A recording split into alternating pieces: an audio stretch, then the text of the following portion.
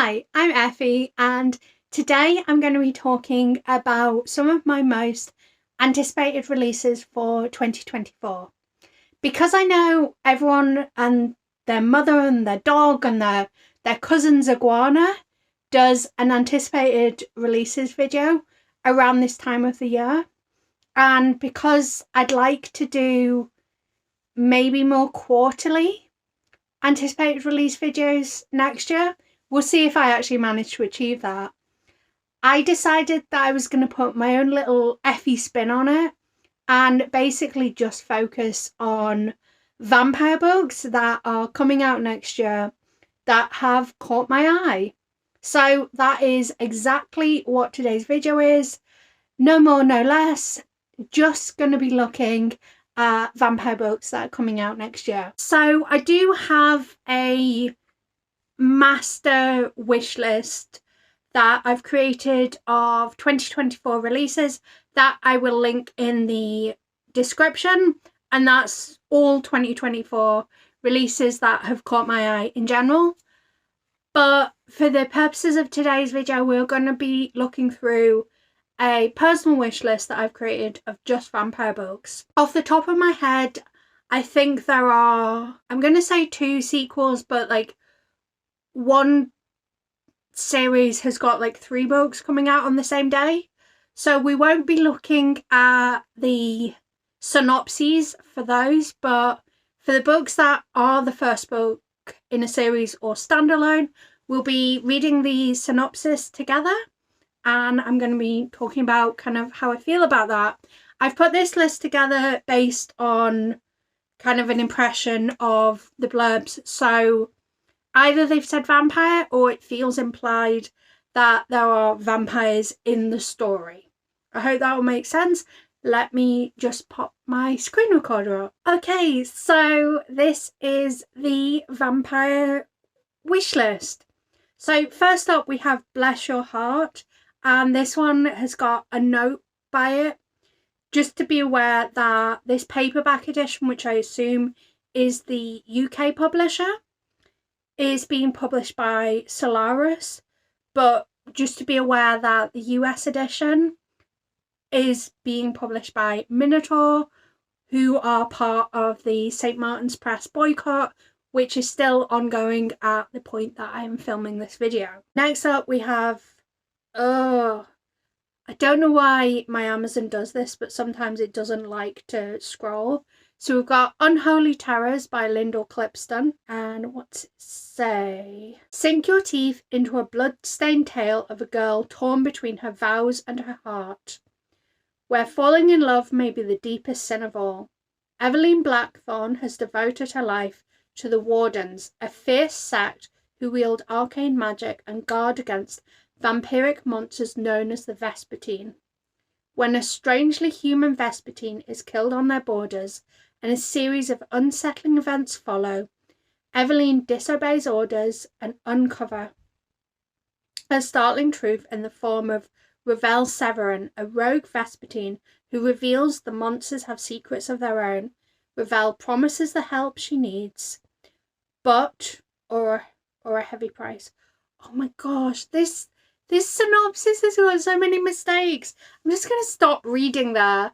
It sounds interesting. It sounds kind of YA, but I'm not opposed to YA. I'm just not sure if it'll have the depth that perhaps a more adult version of this story would have. I'm also getting like slightly From Blood and Ash vibes, but I don't know. And I've only read the first book in the From Blood and Ash series, so I guess we'll see when it comes out. When I Arrived at the Castle by Emily Carroll. I know this is a re-release and that cover is so pretty. It says, like many before her that have never come back, she's made it to the Countess's castle, determined to snuff out the horror. But she could never be prepared for what hides within its turrets, what unfurls under its fluttering flags. Emily Carroll has fashioned a rich gothic horror charged with eroticism that doesn't just make your skin crawl, it crawls into it. I'm not sure if I'm going to be able to get my hands on it, because at the point this was added to the list, it was available, but I'm not sure if Silver Sprocket is doing such a small run that they've already like sold out in pre-order, even though this book isn't out until next April. Like, I'm hoping not, because I've wanted this book for ages, but like it went out of print so quickly. Also, it's a complete guess that this is going to be vampiric. It looks like it from the cover art, but I mean, I guess we'll see if I manage to get my hands on it. The God of Endings by Jacqueline Holland. Such a weird cover. Like, the cover feels like a book I wouldn't normally pick up, but then those are the ones that usually pleasantly surprise you. Oh, it's been titled to Interview with a Vampire and the Invisible Life of Addie LaRue. Suspenseful and enchanting, this breathtaking debut spans history, weaving a story of love, family, history, and myth as seen through the eyes of one immortal woman. Colette Lasang has been hiding a dark truth. She is immortal. In 1834, Colette's grandfather granted her the gift of eternal life, and since then she has endured centuries of turmoil and heartache. Now, almost 150 years later, Colette is a lone artist running an elite fine art school for children in upstate New York, but her life is suddenly upended by the arrival of a gifted child from a troubled home, the return of a stalking presence from her past, and her own mysterious growing hunger for blood. Combining brilliant prose with breathtaking suspense, Jacqueline Holland's The God of Endings serves as a larger exploration of the human condition in all its complexity, asking us the most fundamental question: is life in this world a gift or a curse? I think this is going to be interesting because it does feel very reminiscent of something like The Invisible Life of Addie LaRue or the Gilda stories, where you are following someone through life and through a very changing world. But this feels almost like it's pessimistic where Addie LaRue is optimistic, and that's not a comment on the book as a whole, just kind of the vibes it's sort of giving off. But it also sounds amazing and like something that I think I'm going to absolutely adore. The Book of Azrael by Amber v. Nicole. I know this is actually a indie book that's been picked up by a traditional publisher. And I think this is another one where I've just kind of guessed that it's vampire-y, but I can't remember. Where there are gods, there are also monsters. When I burn this world to embers and you paint me as the villain, remember, I really did try to be good once. Diana is hellbent on revenge. As her last shred of humanity is ripped from her, she decides to embrace her monstrous side and sets the world alight. Samuel alone refuses to believe that she has become the monster that everyone else sees, and he'll do anything in his power to save her from herself, even if it means losing her. With every realm now at risk from Caden's army, the myriad of new threats on the horizon, Samuel can't afford to let his guard down, and Diana's thirst for blood only increases. He's running out of time to save them both. I've heard amazing things about this book from when it was indie published, and I was gutted when I went to pick it up because I really fancied reading it, and I found out that it'd been pulled because it's being traditionally published. Thankfully, it's out next month, so I'll get a chance to read it fairly soon, but cannot wait to pick this up next year. My Vampire Plus One by Jenna Levine. This is from the same author that wrote, oh gosh, My Roommate is a Vampire, I think, which I haven't read yet, but I do own. Yeah, it says there that this is the same author that wrote My Roommate is a Vampire. So it says, Amelia Collins is tired of constant questions about her non-existent dating life, so she decides to get everyone off her back once and for all by inviting the worst person she can find to pose as her date to a family wedding, Reginald Cleves. Reginald is extremely handsome, which is not in his favour for Amelia's purpose, but he's also rude, infuriatingly arrogant, and wears a riot of clashing clothes that make him look like he dressed in a skip, all factors in the plus column. And the date goes well.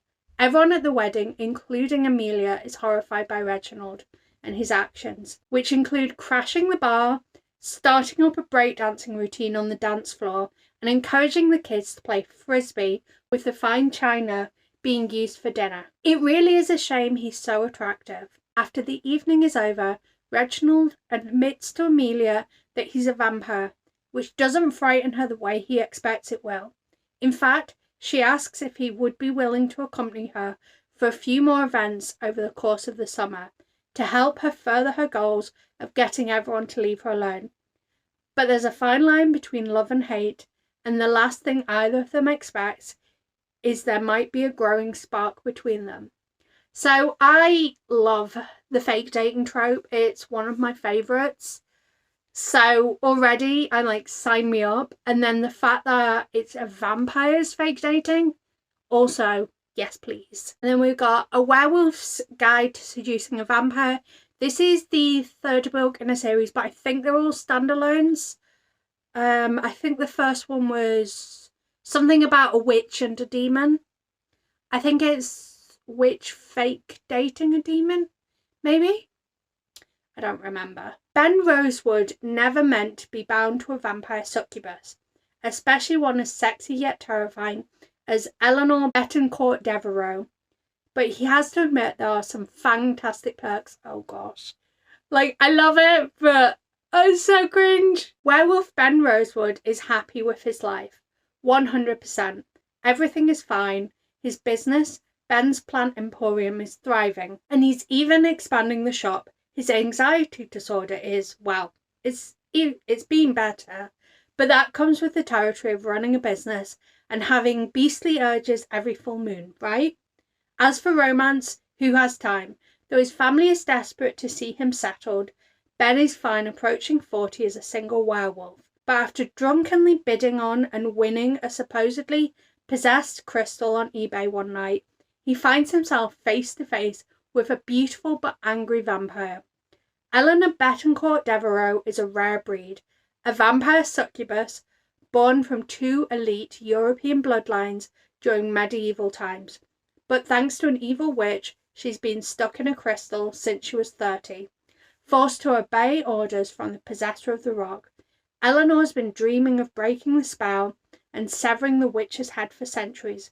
But did this witch really sell her to someone new, and for only 99 cents?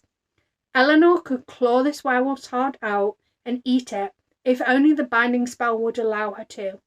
But Eleanor and Ben soon realise they can help each other with both vengeful and less hostile needs. And why not have a little fun along the way? Honestly, this just sounds delightful and light-hearted, and I'm very, very here for it. Mistress of Lies by K.M. Enright. Fate is a cruel mistress.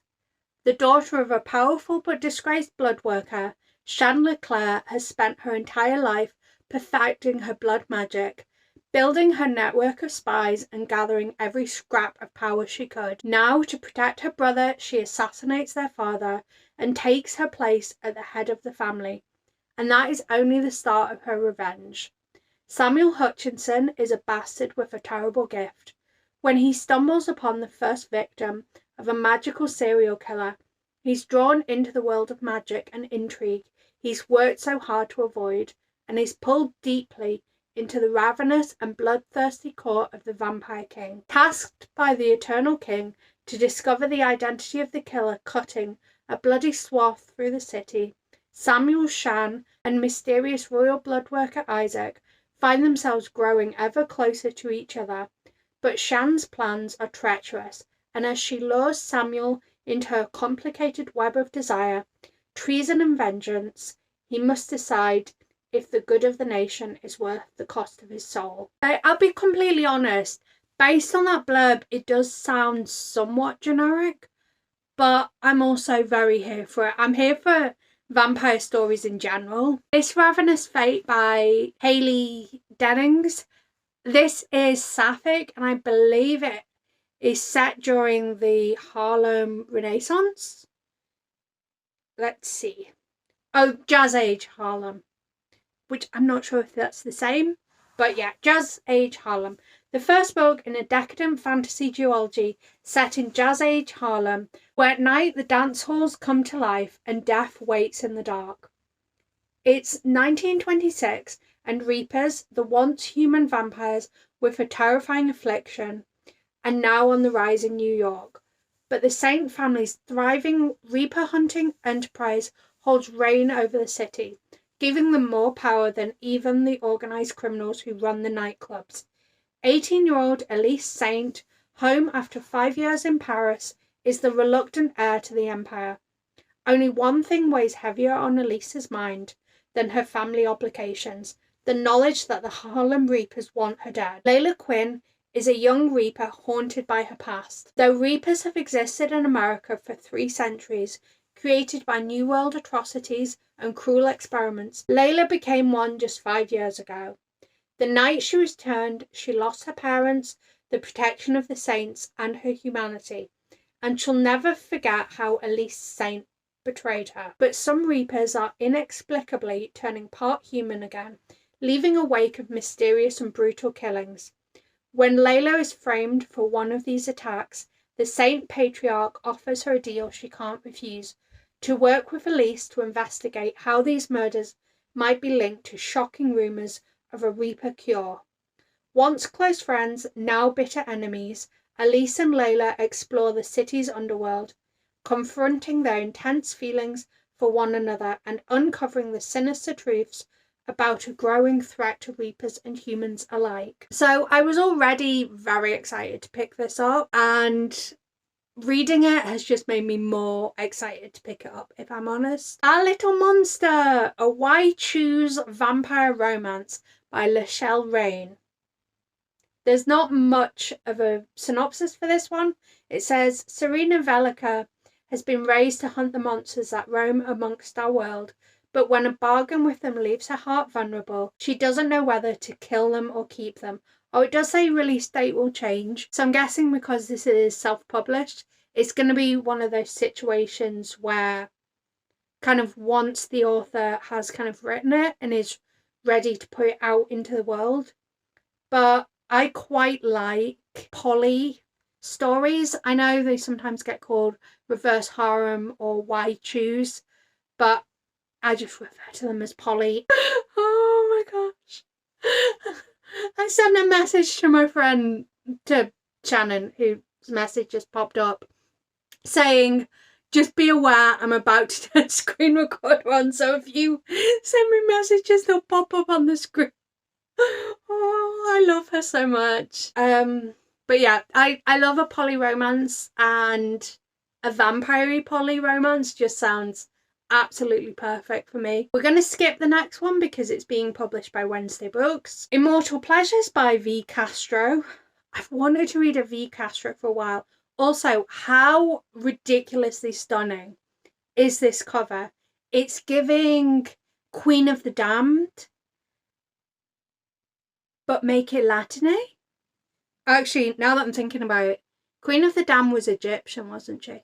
I don't know. But like, it's giving sensual, it's giving Queen of the Damned, it's giving I need this book in my hands right now. In this seductive dark fantasy from the author of The Haunting of Alejandra, an ancient Aztec vampire roams the modern world in search of vengeance and love. Hundreds of years ago, she was known as La Minche, a Nahua woman who translated for the conquistador Cortez. In the centuries since, her name has gone down in infamy as a traitor, but no one ever found out what happened to La Minche after Cortez destroyed her people.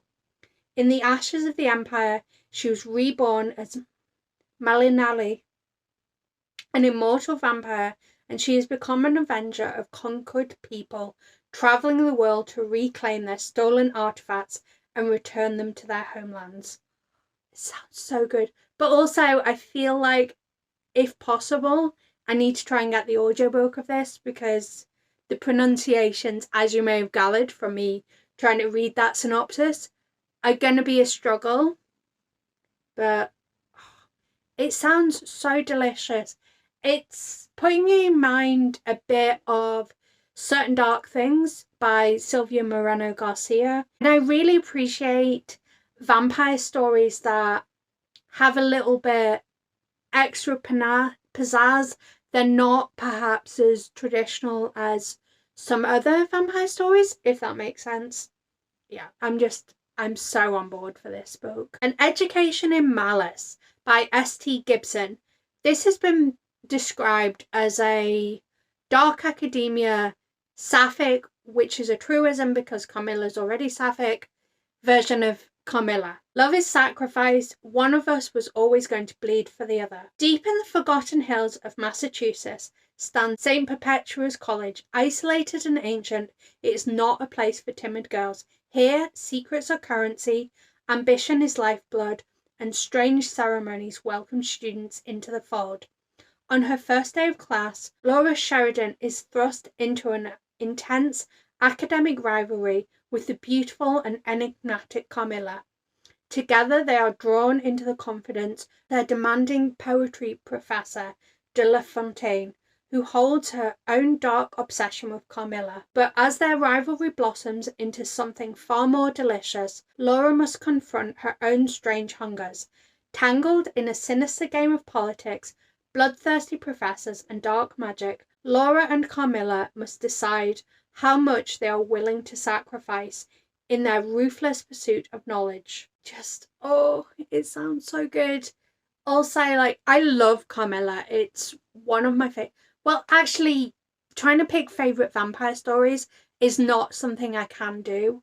But I remember being so blown away the first time that I read Carmilla because it was just something that I hadn't really experienced before. And the fact that Carmilla predates Dracula, amazing. I still haven't read Dracula, actually. Shame on me. Okay, the next 3 books are books 2, 3, and 4 in the Filthy Rich Vampire series.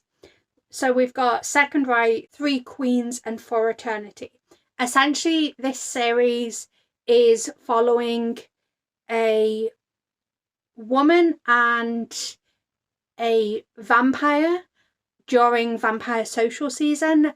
They initially start a fake dating situation and it goes the way fake dating usually goes, but also there's lots of vampire politicking and intrigue, and I'm very excited to pick up the rest of the series. I think this is another one that was initially independently published and is being traditionally published, so it's republished, but they seem to have pushed up the publication dates, so I think these are all coming out in February, which I'm very excited about. Fallen Thorns by Harvey Oliver Baxter.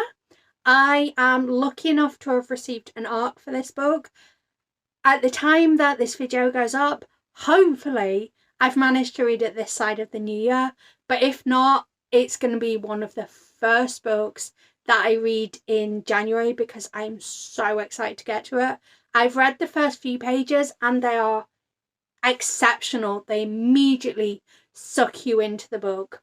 So let's go over the synopsis. A great death is in the air. Arlo is lost. He thought he had everything figured out. Go to university, fall in love, get a job. But life doesn't always work out like that. And before he has a chance to figure it out, he dies. In the space of a night, Arlo is plunged into a new world of immortality and finds a group of people who swear to always have his back. Dying is never easy, but they promise him eternal safety.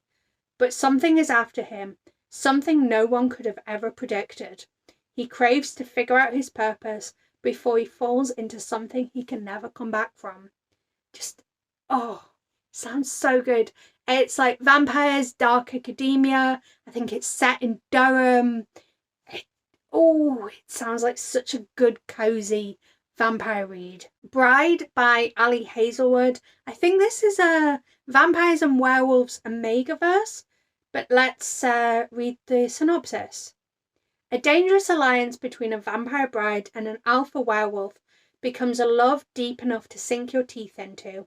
In this paranormal romance from the New York Times best-selling author of The Love Hypothesis, Misery Lark, the only daughter of the most powerful vampire councilmen in the Southwest, is an outcast again. Her days of living in anonymity among the humans are over. She has been called upon to uphold an historic peacekeeping alliance between the vampires and their mortal enemies, the Wares, and sees little choice but to surrender herself to the exchange again. Wares are ruthless and unpredictable, and their alpha, Lo Morland, is no exception. He rules his pack with absolute authority, but not without justice, and unlike the Vampire Council, not without feeling. It's clear from the way he tracks Misery's every movement that he doesn't trust her.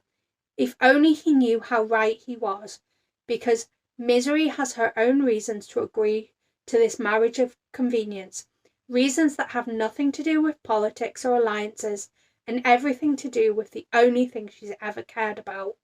And she is willing to do whatever it takes to get back what's hers, even if it means a life alone in Were territory, alone with the wolf. I mean, I love marriage of convenience as well. It's another one of my favourite tropes. I recently read an Omegaverse book for the first time. I mean, I don't know if it was a good example of Omegaverse because it was Squeak, but I actually had a surprisingly good time with it. So I do want to explore a bit more. And I have to say, this is the first time an Ali Hazelwood book has actually appealed to me, so I'm very excited to pick it up. And fingers crossed I'm able to get the Afterlight edition of this book when it comes out. A Tempest of Tea by Hafsah Faizal. This, I think, got compared to Six of Crows, which is a bit of a shame. Like, it's one of those where, yeah, it has been compared to Six of Crows, but it's in the synopsis, so I guess they're just rolling with it. So it says, from Hafsah Faizal, New York Times best-selling author of We Hunt the Flame, comes A Tempest of Tea, the first book in a hotly anticipated new fantasy duology about an orphan girl and her crew who get tangled in a heist with vampires, perfect for fans of Leigh Bardugo's Six of Crows. On the streets of White Roaring, Arthur Casimir is a criminal mastermind and collector of secrets. Her prestigious tea room transforms into an illegal bloodhouse by dark, catering to the vampires feared by society. But when her establishment is threatened, Arthur is forced to strike an unlikely deal with an alluring adversary to save it, and she can't do the job alone. Calling on some of the city's most skilled outcasts. Sorry, my screen, I must have run out of space on my phone. My screen recording just ended. But essentially, they have to carry out a heist and vampires involved. Just overall, it sounds like it's going to be a good time, and I'm really looking forward to it. I really enjoyed We Hunt the Flame and We Free the Stars. And then the final book that was on my wish list, that obviously my screen recordings ended for, but is Violets and Vampires, that's what it's called, by Cee Bee. It's the third book in the Vampires of the Daemonverse series, and I had a really good time with books 1 and 2. They're quite short, but they're full of kind of intrigue. I think it's meant to be mafia romance mixed with vampires. I haven't gotten much mafia vibes from it so far, but that's not to say that there aren't solid mafia vibes to the story. It's just that maybe the characters we've been following so far are a bit gentler. But those are all of the vampire books that I've got on my radar that are coming out in 2024. Please, please, please, I'm begging you, if you know any other vampire books that are coming out next year, leave them in the comments, because I want to know every vampire book that's coming out next year. If you are releasing a vampire book next year, reach out to me. I want to read it. Until tomorrow, love you. Bye.